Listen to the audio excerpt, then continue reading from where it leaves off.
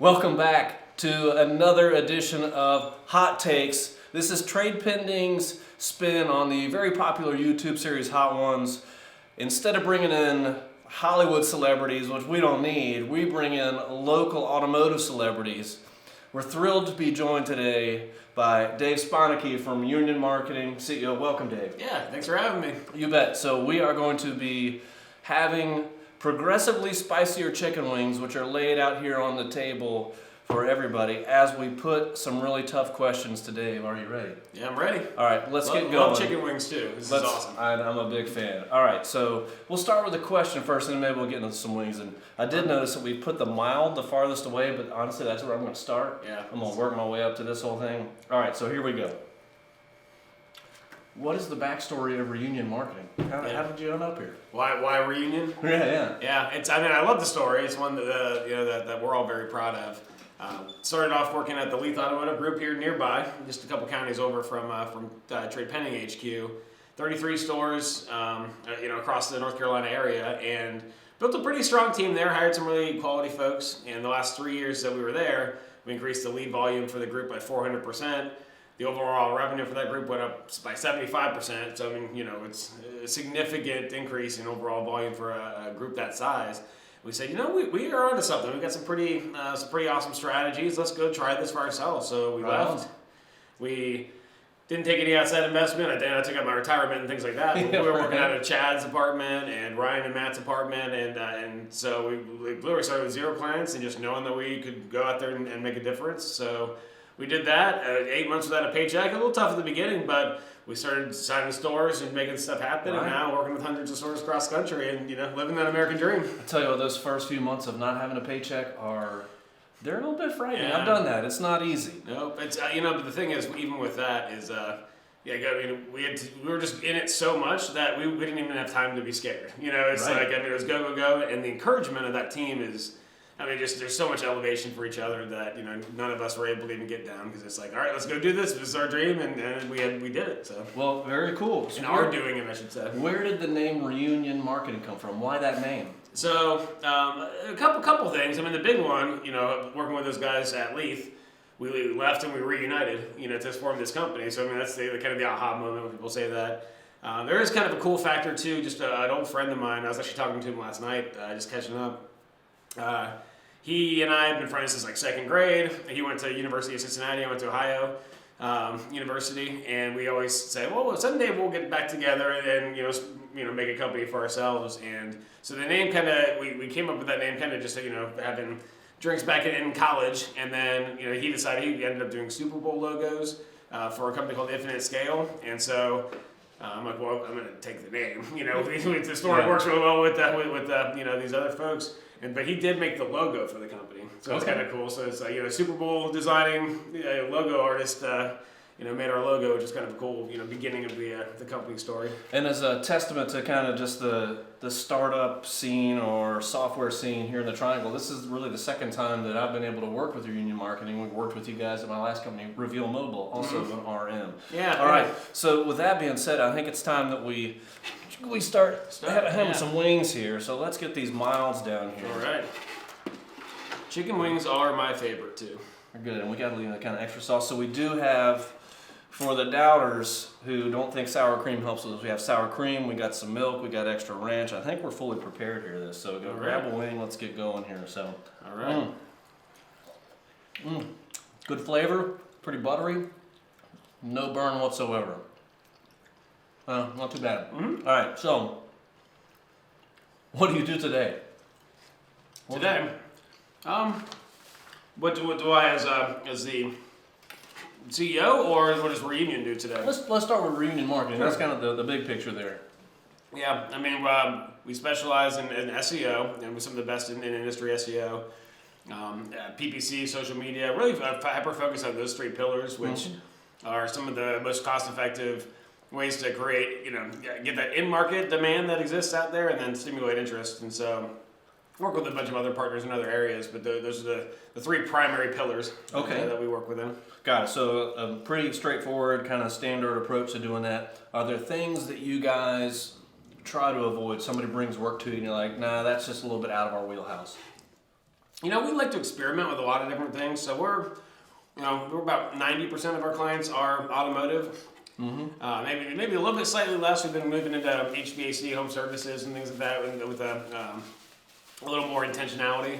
But we like to learn about other things. So automotive is where we built a massive profile. We've created a ton of technology around our processes and with more automation so that we can streamline and scale and we continue to grow at the rate at which we are. But it's fun to work on some of those other ones too, where you get to experiment. We try to have 10, 15 different experiments every quarter. Okay. We call it our culture of experimentation. But one of the nice things about our setup is, if it works for 3 dealerships, maybe then it works for 10, maybe then it works for 25. If it works for 25, then everybody gets it. And so we love to continually innovate and continually get make things happen, and then just keep pushing out new great ways to create results. Very cool. And so, speaking of experimentation, I'll give you a chance to nibble there while I ramble on here.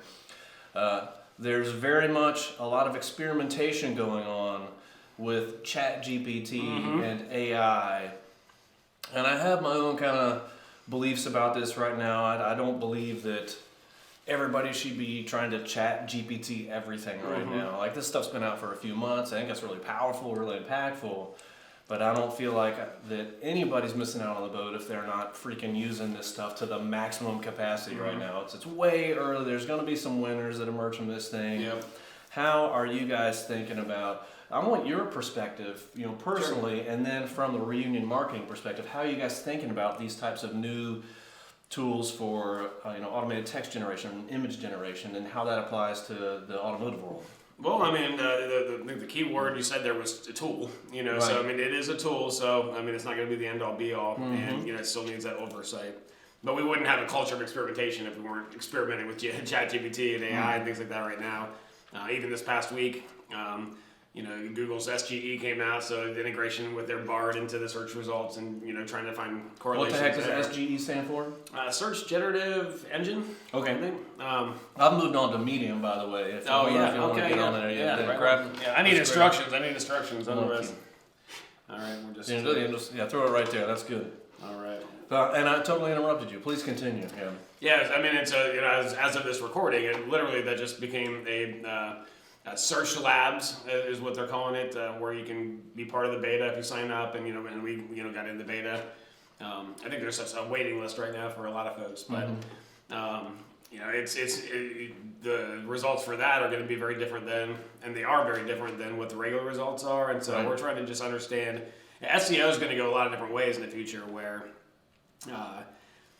now we're thinking look, we obviously want to always create content and an experience on the website that matches what that humans are looking for, but we're also now trying to look, okay, what is AI looking for? What are the commonalities there that they're pulling from? Because it's all, a lot of pattern detection, a lot of things that across the board, the different types of searches that we're looking at right now, and we're just 1 week into experimenting. This SGE just came out. Yeah.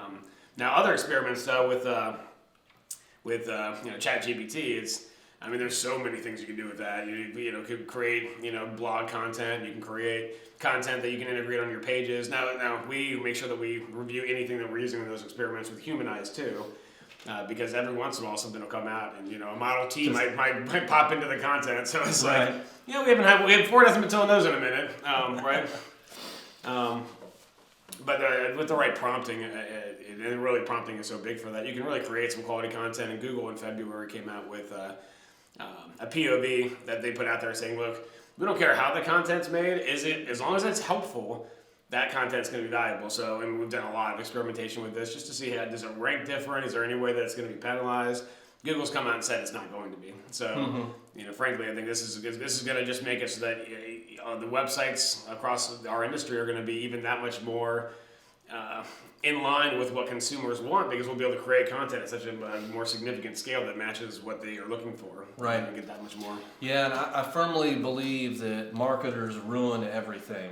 And being a marketer myself, I kind of feel like Some I have marketers, some. right? Not TradePending, not Reunion. Oh, of course. Look at this, right? But in general, marketers tend to ruin everything, right? And so I could see a point where, just because you can crank out a ton of content doesn't mean you should, right? Gotta be the right content. It's just got to be the right content. Otherwise, it's going to be bland, vanilla stuff that anybody. And it was probably already bland to begin with. Now you're just making more bland content. So, as marketers in automotive, whether that's on the vendor side or on the retail side, we got to be really cognizant of using these tools. You need intentionality behind your content. You got it, right? So maybe we need prompt engineers who can do this at the best, but... I mean, and this is something that we're pretty excited about. I mean, this is kind of a soft launch, maybe, announcement. I mean, I think next week, I'm not sure when we're going with this video, but we've created an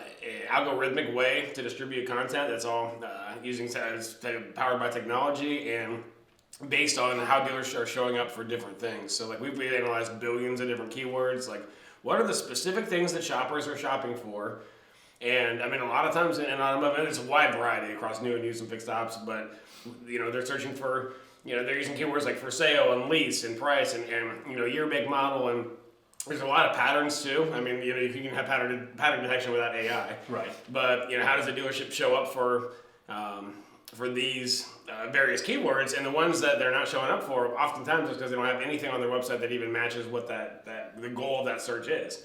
So I mean, if you're creating content and it's all Google's helpful content update that came out last year, if you're creating content that just matches what people are looking for, that's the kind of content you want to build, not just content for days and so many companies out there. I mean, you see it in automotive, and it's unfortunate, but like top 10 best places to get spaghetti in Chapel Hill. Right. It's like, why is that not on a car dealership website? I mean,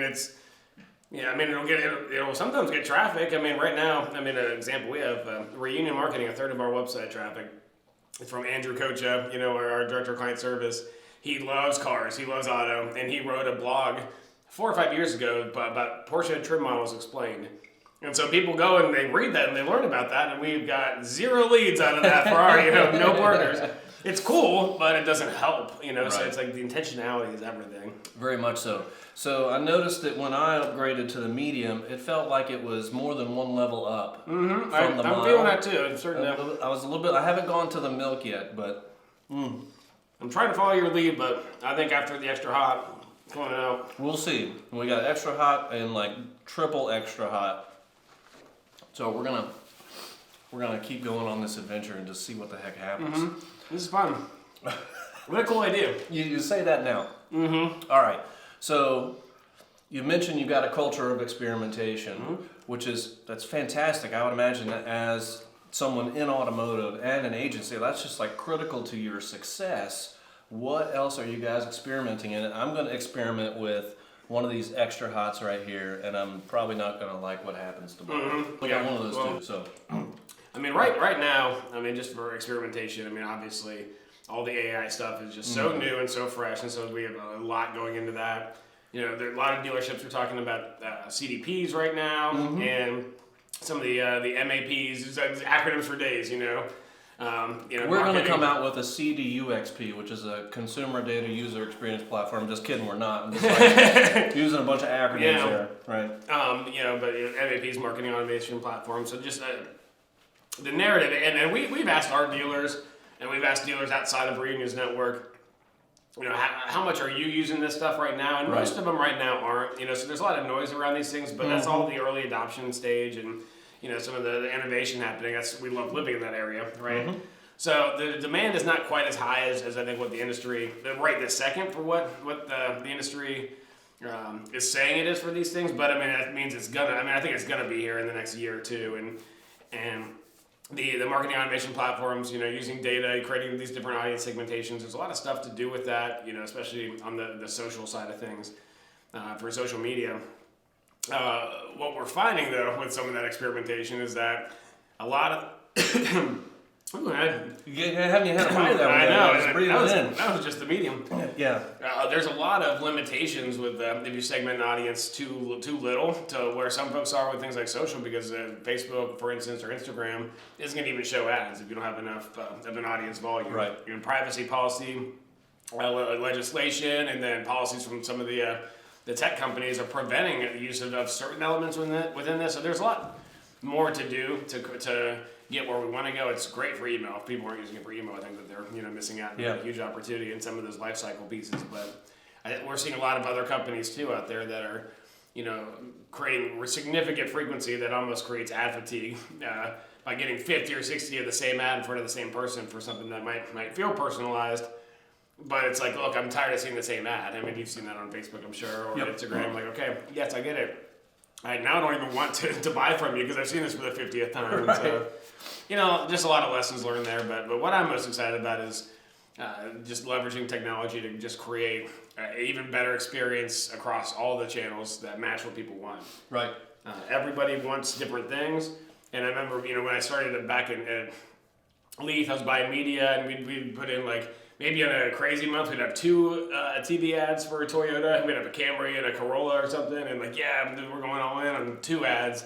The opportunity to create such volume and variety of ads means that, you might be looking for a job. And so maybe a help wanted ad, or you might be wanting used or new, or you might need an oil change. You might be time to, get your vehicle ready for the summer or the winter or whatever, depending on what location you are. There's so many different things that might resonate. So the ability to do that now at scale and have that variety, I think, creates a much greater likelihood. I know, creates a much greater likelihood that the ad's going to resonate with someone. And so your marketing can just go so much further now. Yeah, for sure. All right, have a bite there. I'm going to go ahead and comment that the extra hot, I've had to switch over to the milk, kind of rinse the mouth out there. So it is getting spicier. Let's say that you are a dealer and you've got, is there a feeling of that? That's good. Yeah. You're a 1 to 2 person marketing team.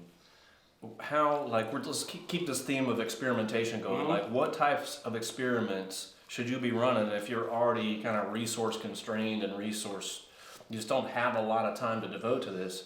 Where are you going to get the most bang for your buck for picking some just really key experiments?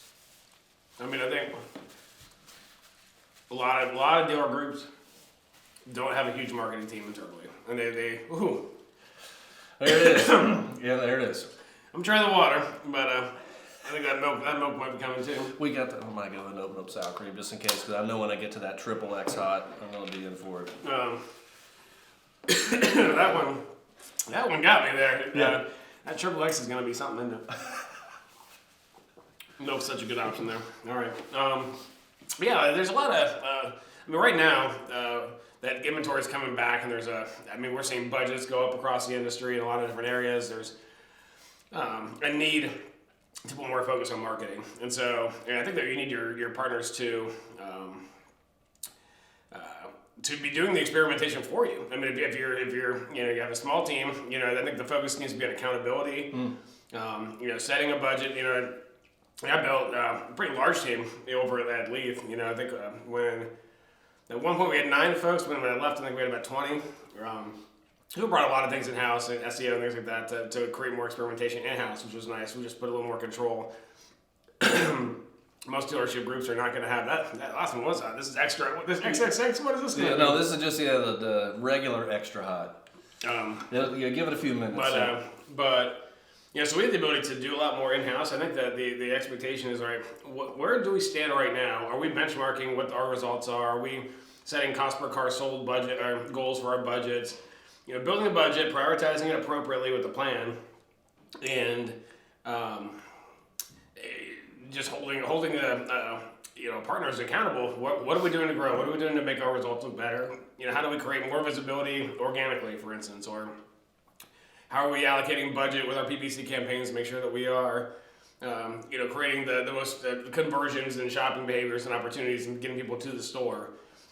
Are we truly, creating a stimulus through some of our stimulus efforts in OTT and social media? And, right. Are we converting once they get there? I mean, are they, how are the great website integrations like TradePending doing, and other ones? I think right now, when you're talking about trying to create that accountability with GA4 happening, I know you guys are all over it, but there's a lot of folks who are not all over, right. Getting that stuff out there. A lot of visibility is going to get lost. So, I think it just starts with, do you know how good you're doing now? And then what are the, based on that current data, what are we doing to get better? I think that's a question to ask all your partners all the time. It's like, all right, what are we doing? Because right now, I think there's a good opportunity as cars come back that there's going to be a lot of overspending happening again. And people, dialed budgets back when there weren't cars. Everyone was living kind of fat and happy, and it was a pretty good environment for making money. But now it's getting a lot more competitive. Money's getting thrown out there, and we're seeing a lot of folks out there spending a lot of money, and the results are not drastically different. So it's like, I think that's where the main focus is holding your partners accountable for these folks. Okay, a small team. got it. So I'm going to reach in for a triple X hot here. Let's see here. Is that? Oh, almost lost it right there. This is it. There's no pressure here. I'm going to try one. Oh gosh, I mean. If you want one, there it is. I didn't drive out here to not eat the hottest one. So, would you, if you're that one-person marketing team, or you're in charge of writing vehicle descriptions, right? Is it okay to be testing ChatGPT to say like, hey, write me a bunch of vehicle descriptions for all the inventory we have, or like some email campaigns, or what do you think with that? I think absolutely, and I think I think experimenting is good in general, but there's so many things you can do with ChatGPT that'd be that much more efficient.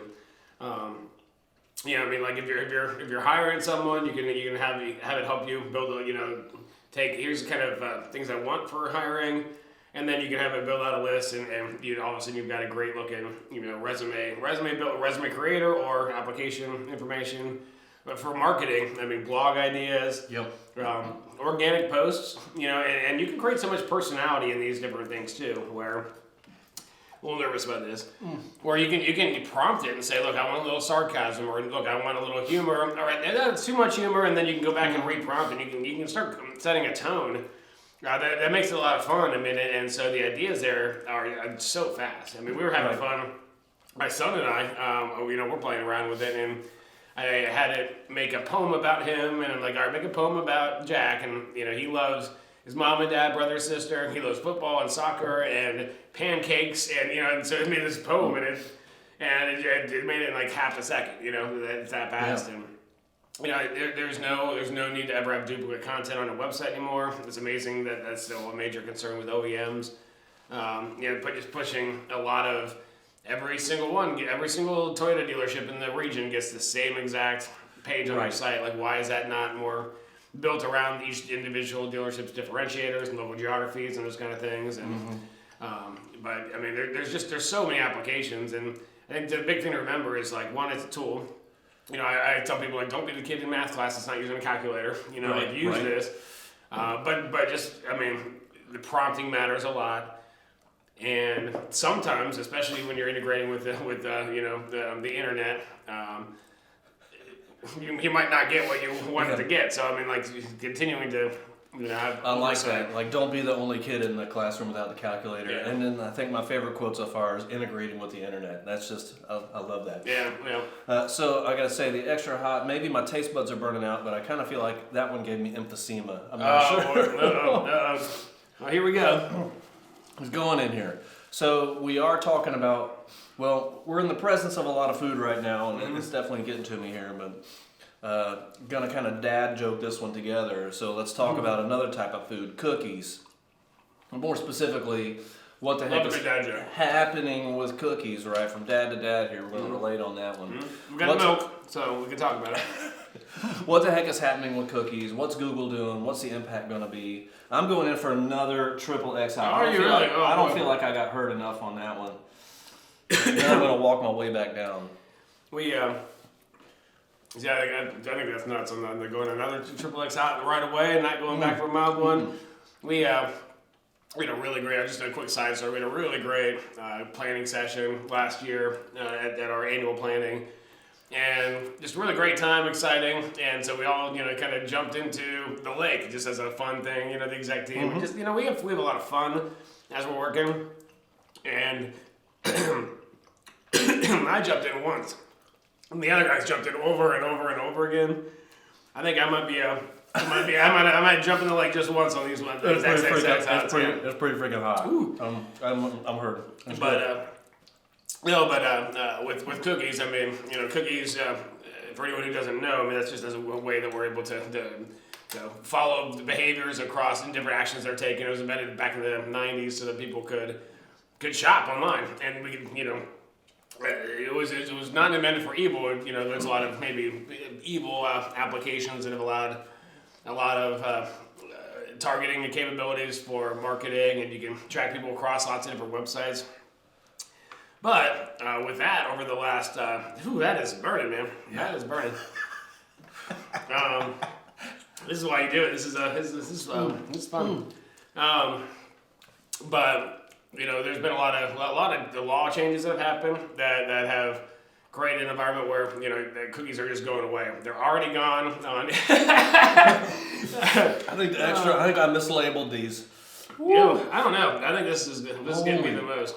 It's like right at the tip of your tongue. Mamma mia. But yeah, I mean, it's right now Firefox. I mean, they haven't had cookies in a long time. Safari doesn't have cookies anymore. Pretty kind of. The browser got rid of cookies. Chrome is getting rid of cookies next year. They've been delayed at that a little bit. And that's why GA4 exists in general. I mean, it's there's all powered by cookies, and it's a whole different approach there to really it all revolves around just privacy policies that are happening. Mm-hmm. GDPR happened in Europe 5 years ago. I mean, you see lawsuits against Google and Facebook and things like that all the time. That are infringing upon those policies. California Consumer Privacy Act happened in 2020, so we had legislation here. I think Virginia, Colorado now. More to come. iOS 14.5 from Apple, that update happened, and so people are they're asking every time you open your phone, do you want people to track you across other apps? And 95% of people say no. No, right. And the joke is, the other 5% of people click their own button. Because I think nobody really wants that. So because of that, a lot of things are changing across all these different platforms. Google's trying to do more stuff on platform. GBP, Google Business Profile. There are more things. There's service and parts listings. There's cars for sale. Facebook's putting inventory directly on Facebook, and you're on the platform doing your marketing, and they're doing that not just to make it more seamless, and there's a level of a frictionless experience that comes with that, but they're also trying to continue to track behaviors, because now they can't track behaviors, and people go do other things across the internet or across your phone, other apps, and all these different things. They're missing all this behavioral data that allowed them to target, which is why lookalike audiences went away, why Google similar audiences went away. Like Facebook, they got rid of the lookalike audiences. Before they did, we're going to rename this as special ad audiences.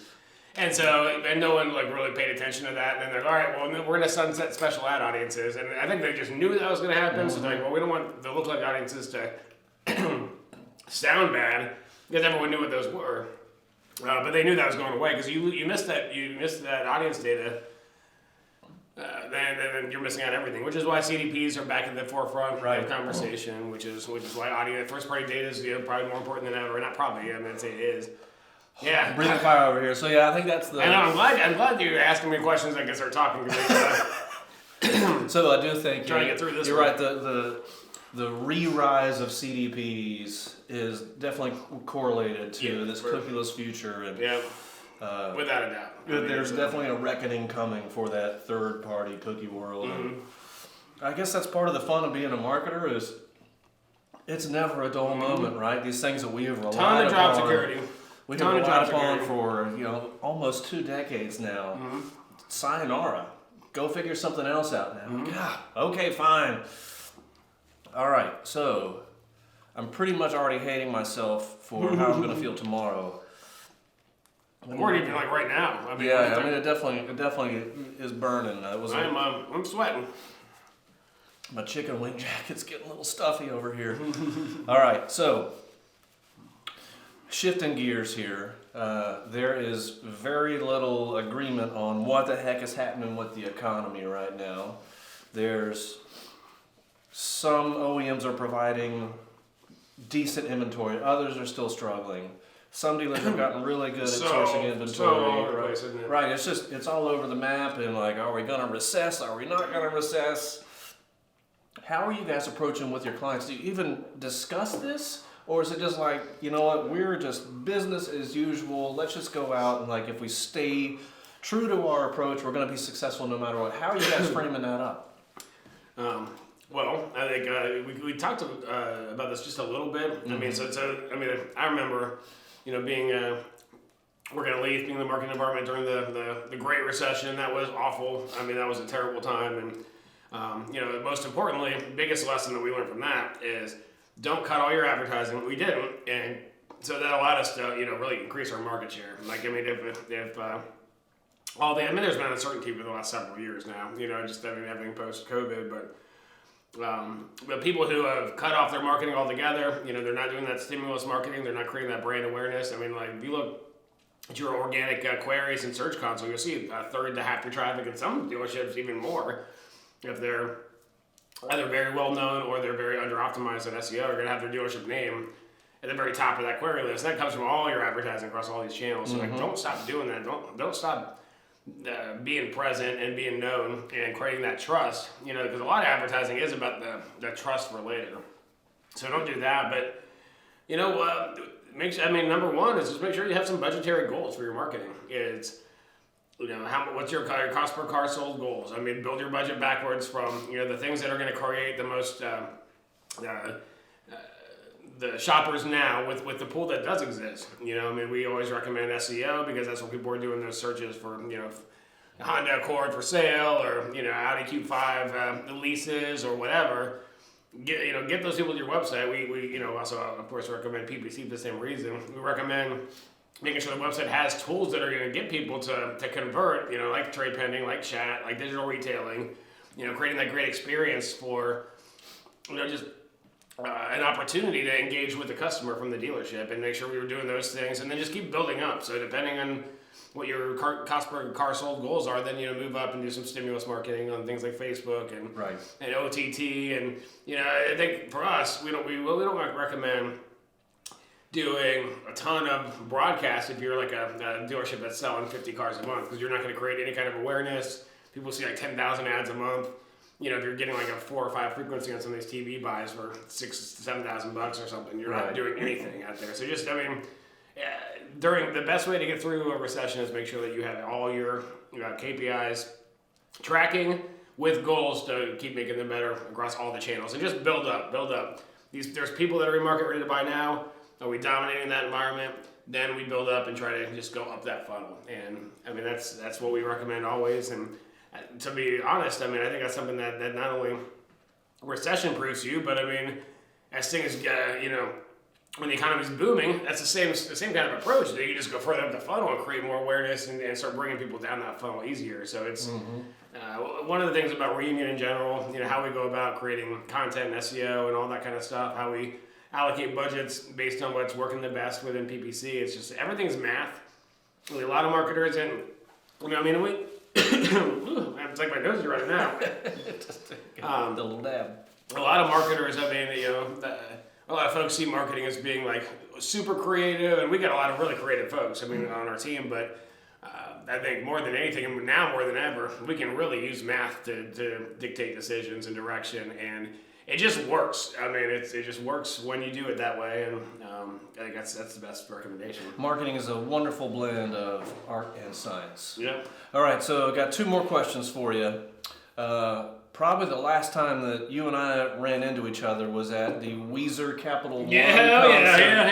That was NADA in Dallas, right? Yeah. We were doing a little dancing at that one. It was a good time. Yeah, have you seen any other bands since then? Let me think. I'm sure I have. I keep a lot of different lists. This is kind of a dorky thing I do, but I keep like how many roller coasters I've ridden and how many concerts I've been to, and then how many stadiums I've been to, and just different things like that. And I've been to like 70 or 80 concerts, but I'm trying to think the last one. Is there anybody that you want to see right now that you haven't seen yet? I've seen a bunch of them. Let's see who I would want to see right now. My wife and I have been getting back into One Republic recently, and I've never seen them. Everclear's coming from the 90s. They're coming to Raleigh, so I'm planning on going to see them. There you go. It's not a band that I love, but Marcy Playground's here, I think, in 3 or 4 days, and so I might just go to that because I haven't seen them before in concert. Right. I just love adding to the list. You know what I did? I saw the concert I went to after Weezer. I went and saw Collective Soul in Cary, just a little bit away from here, and my cousin and I actually got the backstage pass to go meet the band. Oh, very cool. It's funny because Ed Rollins' brother was part of the band, and So we're waiting to go see them, and we're drinking a pernicious IPA, just waiting in line, and so we're arguing over whether the design on the can changed or not. And then so his brother comes up, and I didn't recognize him, just Ed, and so he's like, "Oh yeah, that can it definitely changed." He took my cousin's side on that argument, which I still think it didn't. So he's just in there kind of jabbing us or whatever, and then he walks away. We had no idea he's a band member. And then he was like, well, where's he going? He goes into the bus. I'm like, oh man. And then the whole band comes out, and it's like that was a pretty fun. That's hilarious. All right, I'm gonna go for a medium wing and then hit you with my last question. It is also equally as riveting as that previous one there. All right, I'm gonna have a dunk. Best concert you've ever seen, if you were to say? Tom Petty's mine. Okay. I had the good fortune to see the Lumineers right before the pandemic started. Okay. And it was at the Asheville Civic Center. And what made it so special is they had like the main stage, and they had kind of like the semicircle kind of went out farther that they could all kind of walk on. And we were able to get tickets inside the little semicircle. So like we were basically front row, and you could turn around and they'd walk out, and then you'd be like looking up like 5 feet from them singing right there. It was just an amazing experience. That was a great one. That Weezer show though we went to, being an ADA, just right front row. Oh yeah. I've never seen them. They've always been on my list. And getting to be that close to them in that environment, they rocked it. That was great. It was really good. My favorite part was when you could tell the lead singer, Rivers Cuomo, he had to get one plug in, and he was like, "Hey everybody, welcome to the Capital One show." You could see his soul just kind of draining from his body there. All right, last question. Not a corporate guy. No. I do feel like medium was like a walk in the park now after my tongue is a bit scorched. Tasting mild now. If you could be any kind of car, if you could transform yourself into a car, what car would you transform yourself into? I got my Jeep Wave down. I'm a regular guy. I love taking the top down. I love getting on the beach and driving around, and without a doubt, I guess that. You're a Jeep. I'm a Jeep Wrangler. Yeah. Yeah, right on. I got a Jeep too. It's a great car. Different, just fun. You can make them really nice. You can accessorize. That's the number one of all the different brands for search. Jeep Accessories is by far the most searched for accessories brand, and. I love the community feeling of them. My kids were asking my wife Sarah, is there a wave for the minivan? And then and we love our minivan. It's a Pacifica, and it's great. And and she loves that. For just how convenient it is for all the travel and stuff like that, and all the soccer and stuff that the kids do. But there's something about just being in the Jeep with top down in the summer, and it's the best. It's the best. We love taking ours down to the beach too. All right, so with that, we are going to wrap up the hot takes today with Dave Spannhake from Reunion Marketing. Thank you, everybody, for tuning in. Thank you for being a part of this experience. We'll see you next time. Thanks.